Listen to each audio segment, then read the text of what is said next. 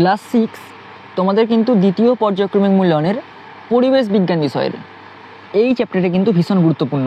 শিলা ও খনিজ পদার্থ, শিলা ও খনিজ পদার্থ এই চ্যাপ্টারটা মানে এই অধ্যায়টা বা এই লেসনটা কিন্তু তোমাদের দ্বিতীয় পর্যায়ক্রমিক মূল্যায়নে পরীক্ষা হবে। ওকে, তাহলে আমরা দ্বিতীয় পর্যায়ক্রমিক মূল্যায়নের আমরা কিন্তু এবারে অধ্যায় ভিত্তিক পুরো পড়াবো। পড়ানোর পর কী এই অধ্যায় থেকে প্রশ্ন আসবে সেইটা দাগ মারবো, সঙ্গে সঙ্গে ইম্পর্টেন্ট তো দাগ মারছি, এর সঙ্গে সঙ্গে কী প্রশ্ন আসবে আমরা কিন্তু সম্পূর্ণ প্রশ্ন একদম দিয়ে দেবো। ওকে, তোমরা যদি পারো নোট করে নেবে। ওকে, তাহলে দ্বিতীয় পর্যায়ক্রমিক মূল্যায়নের যে ইম্পর্টেন্ট চ্যাপ্টার শিলা ও খনিজ পদার্থ এটা প্রথমে আমরা পড়বো। প্রথমে দেখো নানা ধরনের শিলা। ওকে, প্রথমে দেখতে পাচ্ছি নানা ধরনের শিলা। ওকে, তার মধ্যে প্রথমে আছে আগ্নেয় শিলা। দেখো আগ্নেয় শিলা, দেখো তোমরা কি রেল লাইনের কালো পাথর কিংবা পিচের রাস্তা তৈরির পাথর দেখেছো? নিশ্চয়ই তোমরা দেখেছো রেল লাইনের কালো পাথর। যখন তোমরা ট্রেনে করে যাবে কোথাও, তখন নিশ্চয়ই তোমরা একটা কালো পাথর দেখবে। ওকে, বা পিচ রাস্তার সময় যে পাথরগুলো নিচে বিছানো হয় সেটা নিশ্চয়ই তোমরা দেখেছো। আগ্নেয়গিরি থেকে উঠে আসা লাভা শক্ত হয়ে এগুলো তৈরি হয়। তাহলে এই যে রেল লাইনের পাথরগুলো কীভাবে তৈরি হচ্ছে? আগ্নেয়গিরি থেকে উঠে আসা লাভা শক্ত হয়ে এগুলো তৈরি হচ্ছে। এখন আমরা দেখি পৃথিবীর ওপর পিঠটা শক্ত মাটি আর পাথরের তৈরি, কিন্তু পৃথিবী সৃষ্টির পরেই এরকম ছিল কি? মনে করা হয় তখন পুরোটাই ছিল খুব গরম আর গলে যাওয়া পাথর দিয়ে তৈরি। আস্তে আস্তে পৃথিবী যত ঠান্ডা হতে থাকলো, ওপরের অংশটা ততটাই জমাট বাঁধতে লাগলো।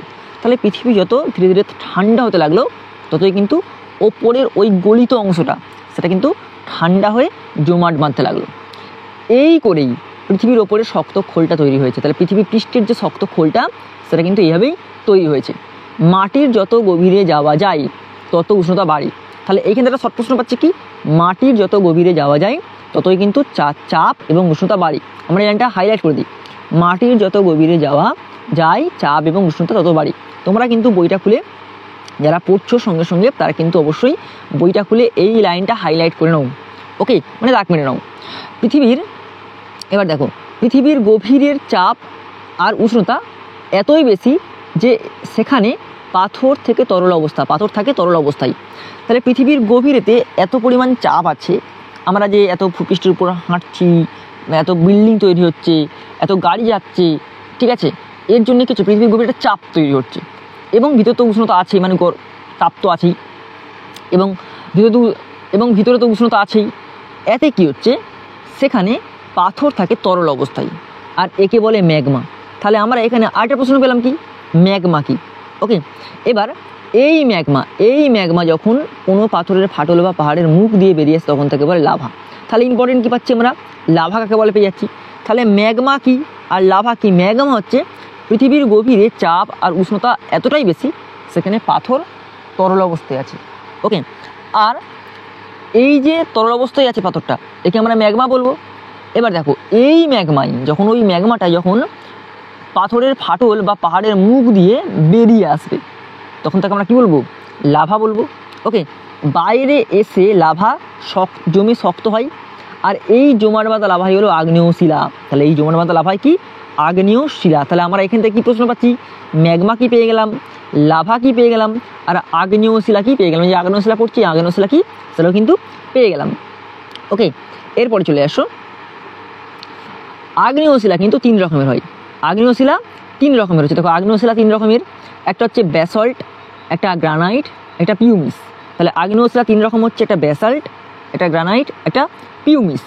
রেল লাইনের কালো পাথরগুলো হলো ব্যাসল্টের টুকরো। এই একটা দেখো লাইন পাচ্ছি যেটা কিন্তু ইম্পর্টেন্ট। প্রথমে পাচ্ছি কি?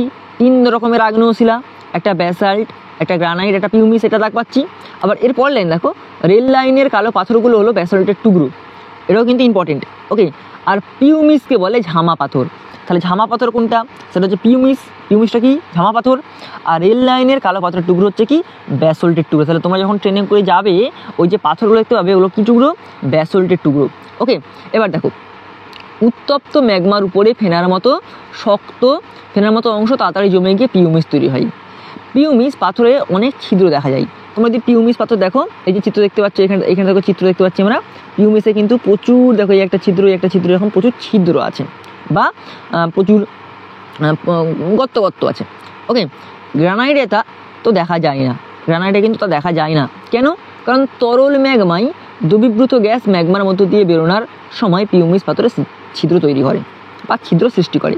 তাহলে যখন ম্যাগমায় যে দ্রবীভূত গ্যাস আছে সেটা যখন বেরিয়ে আসে তখন কি হয়, ম্যাগমার মধ্য দিয়ে বেরোনোর সময় পিউমিস পাথরে ওই ছিদ্র সৃষ্টি করে। ওকে, এবার চলে আসি পরের পৃষ্ঠায়। এবার দেখো, এবার আগ্নেয়শিলা হয়ে গেল। তাহলে আগ্নেয়শিলা থেকে কী প্রশ্ন পেলাম তোমরা দাগ মারলে সঙ্গে সঙ্গে খাতায় নিশ্চয়ই নোট করে নিয়েছো। আমি যদিও পরবর্তীকালে এর পরের যে ভিডিও দেবো তাতে কিন্তু বলে দেবো, আমরা এই চ্যাপ্টার যেমন দুটো কি তিনটে ক্লাসে কমপ্লিট করে দেবো, তার সঙ্গে কী কী প্রশ্ন আসবে পরীক্ষায় সবই কমপ্লিট করে দেবো। ওকে, তোমরা কিন্তু অবশ্যই চ্যানেলটা সাবস্ক্রাইব করে রাখবে। ওকে, মানে হ্যাঁ, শেয়ার করবে আর পাঁচ টাকা বেলা করে কিন্তু প্রেসটা করে রাখবে। এবার চলে আসি পাললিক শিলা। পাললিক শিলা দেখো, আমরা পড়বে এবার পাললিক শিলা। পাললিক শিলা দেখো কি, হ্রদ, নদী, সমুদ্রের জলের নিচে পলি জমা হয়, ধীরে ধীরে সেই পলিস্তর মাটির নিচে চলে যেতে থাকে। তাহলে কি হচ্ছে, হ্রদ, নদী, সমুদ্রের জলের নিচে পলি জমা হচ্ছে, ধীরে ধীরে সেই পলিস্তর মাটির নিচে চলে যেতে থাকে।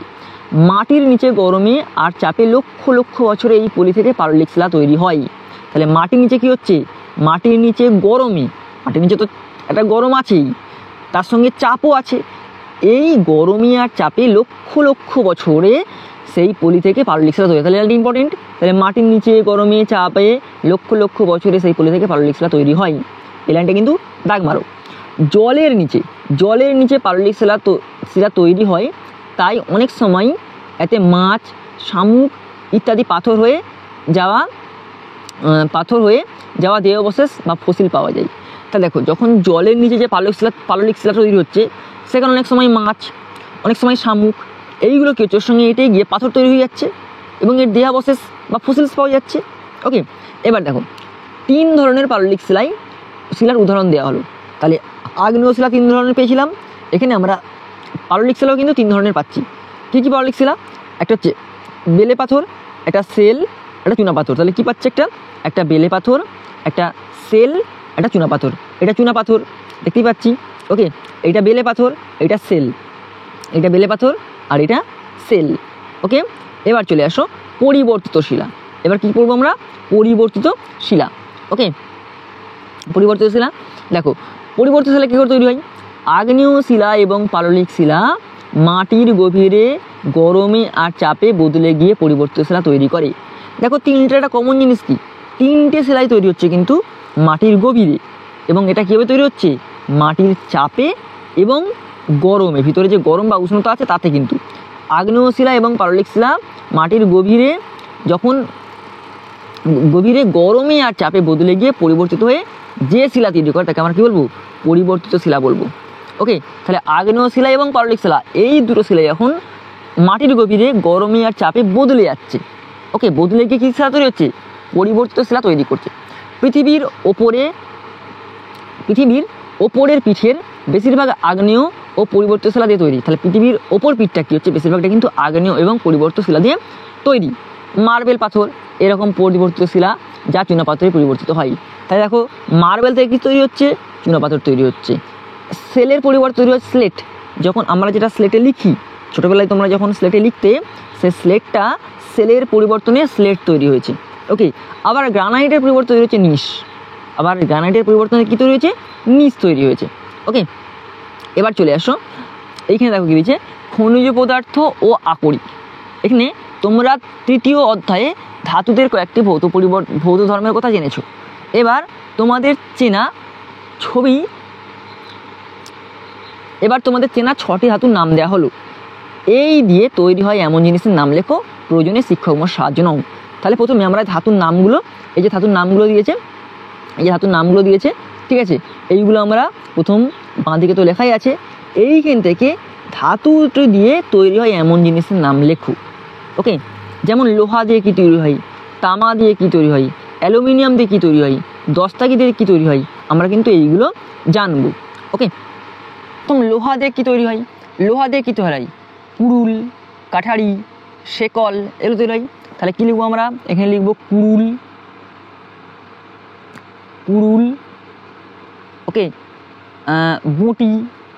বঁটি তৈরি হচ্ছে।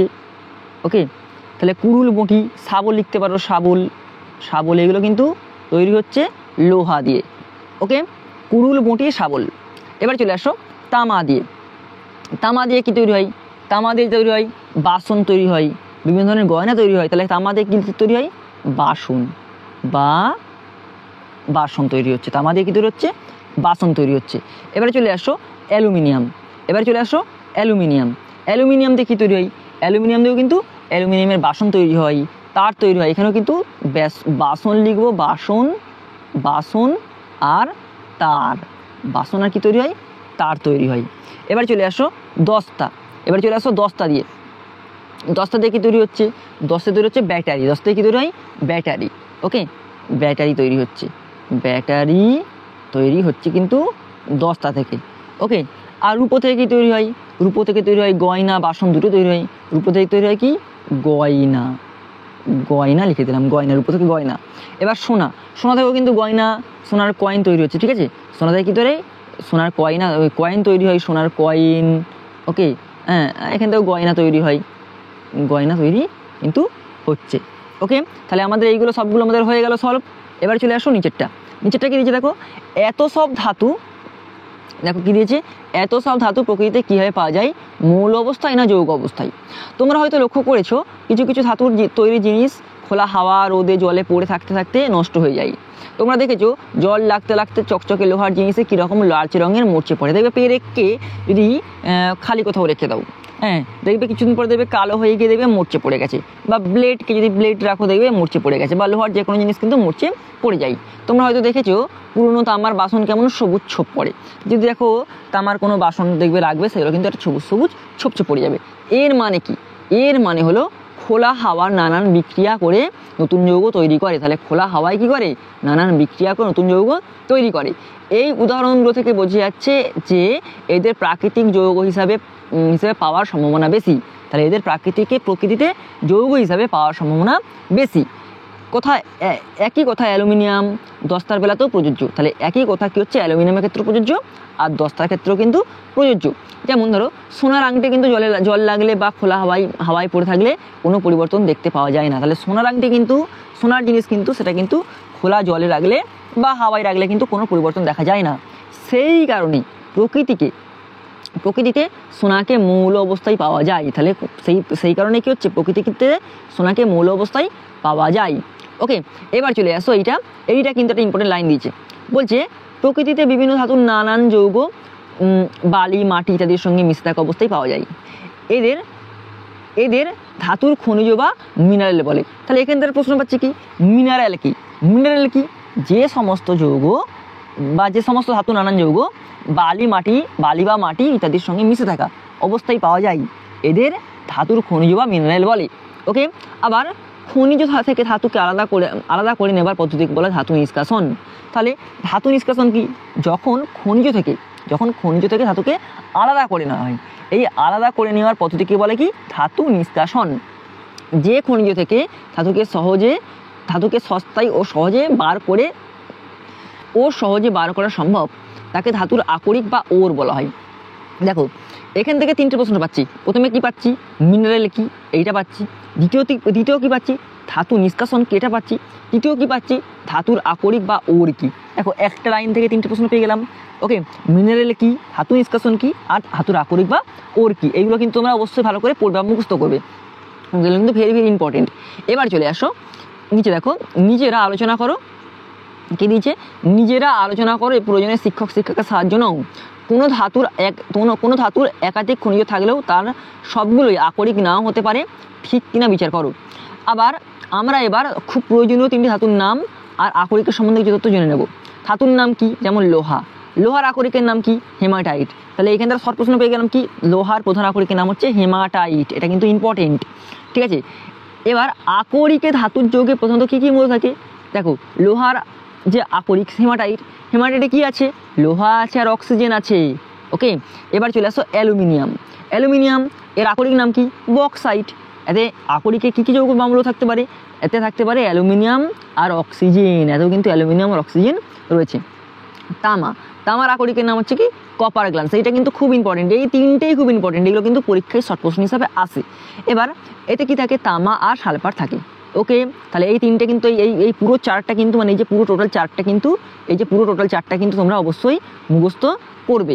ওকে, এবারে চলে আসো নিচে তোমাদের তিনটে ধাতুর আকরিক ও ধাতুর নমুনার ছবি দেখানো হলো। লক্ষ্য করো, আকরিক থেকে নিষ্কাশিত ধাতুকে আকরিকের মতো দেখতে নয়, এ থেকে বোঝা যায় ধাতু নিষ্কাশন একটি রাসায়নিক পরিবর্তন। ওকে, এবার দেখো নিচে ড্যাশ এর মতো ধাতুর নাম লেখো। এবার দেখো লোহার আকরিক হেমাটাইট, তাহলে এটা কি? লোহার আকরিক তো হেমাটাইট, তাহলে এটা কি হবে? এইটা হবে লোহা। এটা কি হবে? এখানে লিখতে হবে লোহা, লোহা লিখে দিলাম। ওকে, এরপর দেখ কি দিয়েছে ছবি, অ্যালুমিনিয়ামের আকরিক বক্সাইট, তাহলে এইটা কি হবে? এইটা হবে বক্সাইট। এটা কি হবে? এটা হবে বক্সাইট। এটা কি হবে? এটা হবে বক্সাইট। এটা বক্সাইট। এবার চলে আসো এরপরটা কি দিয়েছে, তামার আকরিক কোপার গ্লাস, তাহলে এটা কি হবে? এটা হবে, এখানে লিখতে হবে তামা। এখানে কি লিখবে? এখানে লিখবে তামা। ওকে,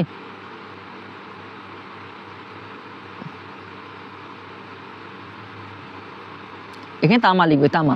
ওকে, এরপরে চলে আসো সংকর ধাতু। এইটা কিন্তু ভীষণ ইম্পর্টেন্ট। সংকর ধাতু কি? এই যে সংকর ধাতু, এটা কিন্তু ভীষণ ইম্পর্টেন্ট। তোমরা নিশ্চয়ই কাঁসার থালা, পিতলের ঘন্টা বা মূর্তি দেখেছো। কাঁসা বা পিতল এরা একটা ধাতু নয়, তাহলে কি কাঁসা পিতল এরা কিন্তু ধাতু নয়, এরা হলো মিশ্র ধাতু। তাহলে এরা কি? মিশ্র ধাতু। এখন ইতিহাসে তোমরা যে ব্রোঞ্জ ধাতুর কথা জেনেছো, সে হলো তামা আর টিন মিশিয়ে তৈরি। তাহলে ব্রোঞ্জ ধাতুর কি মিশিয়ে তৈরি? তামা আর টিন। এটা কিন্তু ইম্পর্টেন্ট। ব্রোঞ্জ কিতে তৈরি? তামা আর টিন দিয়ে কিন্তু ব্রোঞ্জ তৈরি হয়। পিতল তৈরি হয় তামা আর দস্তা মিশিয়ে। তাহলে যেমন এখানে একটা ইম্পর্টেন্ট লাইন পাচ্ছি, ব্রোঞ্জ হচ্ছে কি তৈরি হয়? তামা টিন মিশিয়ে ব্রোঞ্জ তৈরি হচ্ছে। পিতল তৈরি হচ্ছে কি হচ্ছে? তামা আর দস্তা মিশিয়ে কিন্তু পিতল তৈরি হচ্ছে। তাহলে সংকর ধাতুটা আমরা বুঝতে পেরে গেলাম। এবার চলে আসো এখানটাতে কি দিয়েছে, এখানে যে তোমাদের কিছু শব্দ দেওয়া হলো, এগুলো ঠিকঠাকভাবে ব্যবহার করে তোমরা নিচের গল্প দুটো সুন্দরভাবে করতে হবে। যেমন শব্দভাণ্ডার, শক্ত, ভার, কমে যাওয়া। ওকে, এইখান থেকে এগুলো মিশিয়ে কিন্তু করতে হবে। এগুলো তোমরা করে নেবে। এইখানটা ইম্পর্টেন্ট দেখো দিয়েছে, কি দিয়েছে এইখানটাতে, কোনো ধাতুর সঙ্গে, দেখো এখানটা দেখো ইম্পর্টেন্ট, কোনো ধাতুর সঙ্গে অন্য ধাতু বা অধাতু বিশেষ মাত্রায় মিশিয়ে গলিয়ে নেওয়া হয়। তরল মিশ্রণ ঠান্ডা হলে সংকর ধাতু পাওয়া যায়। তাহলে সংকর ধাতু কী করে পাওয়া যায়? এখানটা দিয়েছে। ওকে, এখানে লাইনটা পড়ে নেবে। তোমাদের চেনা আরও কয়েকটি সংকর ধাতু হলো গয়নার সোনা, ইলেকট্রিকের ফিউজের তারের ধাতু আর ধাতু জিনিসের জোড়াতে রাংঝাল। ওকে, এগুলো কিন্তু সংকর ধাতুর মধ্যে পড়ে যাচ্ছে। ওকে, তাহলে আজকে কিন্তু আমাদের এই যে এটা আমরা এই পর্যন্ত পড়ালাম। আমরা পরের ভিডিওতে পুরো এই চ্যাপ্টারটা শেষ করে দেবো, দিয়ে কিন্তু আমরা এর চ্যাপ্টার থেকে কী কী ইম্পর্টেন্ট প্রশ্ন আসবে সেটা কিন্তু দিয়ে দেবো। ওকে, আমরা এখন এই জীবাশ্ম পর্যন্ত কিছু প্রশ্ন তোমাদের দিয়ে দিচ্ছি, যেগুলো কিন্তু খুব ইম্পর্টেন্ট। ওকে, দেখো তোমাদের শিলা ও খনিজ থেকে প্রথম যে পার্টটা পড়লাম জীবাশ্মর আগে পর্যন্ত, তারপর সেই পর্যন্ত কী কী প্রশ্ন আসতে পারে, বা আমরা ইম্পর্টেন্ট প্রশ্ন একটা পার্টে আলোচনা করতে আবার দ্বিতীয় পার্ট পড়িয়ে কিন্তু ইম্পর্টেন্ট প্রশ্ন আলোচনা করবো। দেখো এইখান থেকে কি দেখো আমরা যে প্রশ্ন পাচ্ছি, প্রথম প্রশ্ন কি পাচ্ছি, শিলা কাকে বলে? উত্তর দেখো, শিলা হলো প্রাকৃতিকভাবে গঠিত কঠিন পদার্থ যা এক বা একাধিক খনিজ দ্বারা গঠিত। একটা হয়ে গেল। পরের প্রশ্ন দেখো, পরের প্রশ্ন হচ্ছে কি, খনিজ কাকে বলে? উত্তর হচ্ছে কি, খনিজ হলো প্রাকৃতিকভাবে উৎপন্ন জৈব ও অজৈব কঠিন পদার্থ যা নির্দিষ্ট রাসায়নিক গঠন ও বৈশিষ্ট্য থাকে। ওকে, এরপরে কি আছে দেখো, শিলা কত প্রকার? শিলা হচ্ছে 3 প্রকার, আগ্নেয় শিলা, পরিবর্তিত শিলা আর তলিত শিলা। তলিত বলতে গেলে পাললিক শিলা। ওকে, এবার দেখো আগ্নেয় শিলা কীভাবে গঠিত হয়? দেখো আগ্নেয় থেকে নির্গত লাভা ঠান্ডা হয়ে জমাট বাঁধলে আগ্নেয় শিলা গঠিত হয়। ওকে, এবার চলে আসো পরের।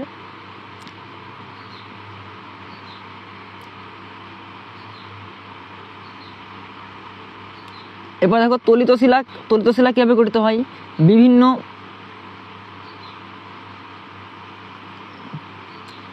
বিভিন্ন শিলার ভাঙা টুকরো ও মৃতজীবের অংশ চাপ ও সিমেন্টেশন দ্বারা তলিত শিলা গঠিত হয়। পরিবর্তিত শিলা কীভাবে গঠিত হয়? আগ্নেয় বা তলিত শিলা চাপ ও তাপের প্রভাবে পরিবর্তিত হয়ে পরিবর্তিত শিলা গঠিত হয়। ওকে, এরপরে চলে আসো, দুটি আগ্নেয় শিলার নাম লেখো, গ্রানাইট, ব্যাসল্ট। দুটি তলিত শিলার নাম লেখো, বালুকা পাথর, শিলাখণ্ড। দুটি পরিবর্তিত শিলার নাম লেখো, মার্বেল ও স্লেট। ওকে, খনিজ পদার্থ কীভাবে গঠিত হয়? ভূগর্ভস্থ বিভিন্ন রাসায়নিক প্রক্রিয়ায় খনিজ পদার্থ গঠিত হয়। ওকে, কয়লা কোন ধরনের শিলা? কয়লা হচ্ছে পাললিক শিলা বা তলিত শিলা। মার্বেল কোন ধরনের শিলা? মার্বেল হচ্ছে পরিবর্তিত শিলা। ওকে, এবার কি দিয়েছে দেখো, চুনাপাথর কোন ধরনের শিলা? চুনাপাথর কিন্তু পাললিক শিলা বা তলিত শিলা। শিলা ও খনিজের মধ্যে পার্থক্য কী? শিলা হলো একাধিক খনিজ দ্বারা গঠিত, আর খনিজ একটি নির্দিষ্ট রাসায়নিক উপাদান। ওকে, গ্রানাইট কী ধরনের শিলা? গ্রানাইট হলো অন্তস্থ আগ্নেয় শিলা। শিলার গঠন কিসের উপর নির্ভর করে? উৎপত্তি, গঠন প্রণালী ও গঠনের উপাদানের উপর। প্রথম পার্টে 16খানা প্রশ্ন দিয়ে দিলাম। ওকে, আমরা যখন জীবাশ্ম থেকে পড়াবো এই পার্টটা শেষ করব, এরপরে কিন্তু আমরা পুরো প্রশ্ন সমস্ত কিছু উত্তর আলোচনা করে দেবো। চ্যানেলে কিন্তু এরকম পরপর ভিডিও হয়ে তোমরা কিন্তু অবশ্যই চ্যানেলটি সাবস্ক্রাইব করার পাশ থেকে বেল কিন্তু প্রেস করে রাখো।